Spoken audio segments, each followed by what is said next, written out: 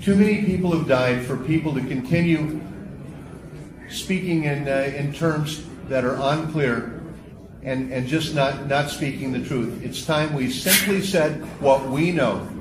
Whether it's classified information or not, all of you have seen the results of what we're saying. What we're saying will fit what has happened here and what facts you've been able to bring out. This, our hypothesis is based on solid information, solid research on the ground, using human signals intelligence from our extensive capabilities. We don't guess. We know what we're talking about here. Their motivation is largely economic. They're a criminal organization, but they're part of a worldwide criminal organization. And they're here in your territory, taking your things, your factories, your lives, your people, for the enrichment of a very specific group of people who need to be held to account. It's almost as though it's a police problem. This is crime. This terrorism that you're suffering is worldwide crime on a scale we have never seen before. There has never been anything like this. I appreciate your statements, and I recognize the truth and honesty of what you were saying, but I do believe there are areas of misunderstanding how the United States works politically. And this is a problem, a tremendous problem in the Middle East, and one of the things that's driven us here is it's very difficult to understand what has happened as far as Israeli control of American politics. And as succinctly as possible, I will explain this to you.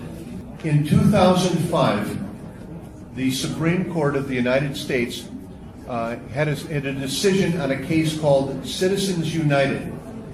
The decision of the Supreme Court legalized unlimited corporate bribery.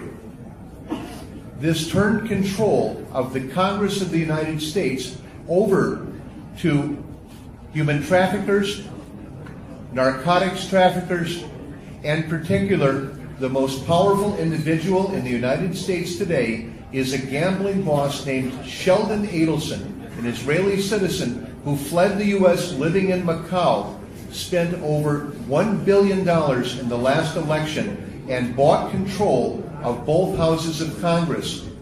Now Senator John McCain, the father of al-Nusra, the father of ISIS, will be running U.S. legislative and military foreign policy.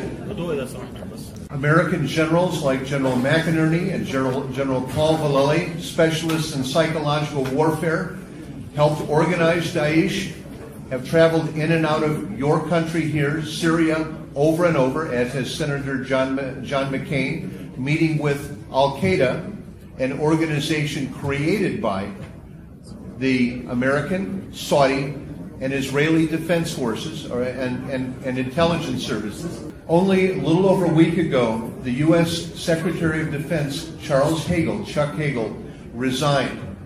Chuck Hagel was the individual that stopped the United States from bombing Syria over the false flag gas attacks near Aleppo. It was our organization here that supplied the intelligence that stopped those attacks. It's our goal here, while we're here, to try to establish a method of communication that will allow Syria and other nations within the area to understand Israel's control of the U.S., the control of the U.S. by organized crime, and how the U.S. government is subservient to a worldwide criminal organization.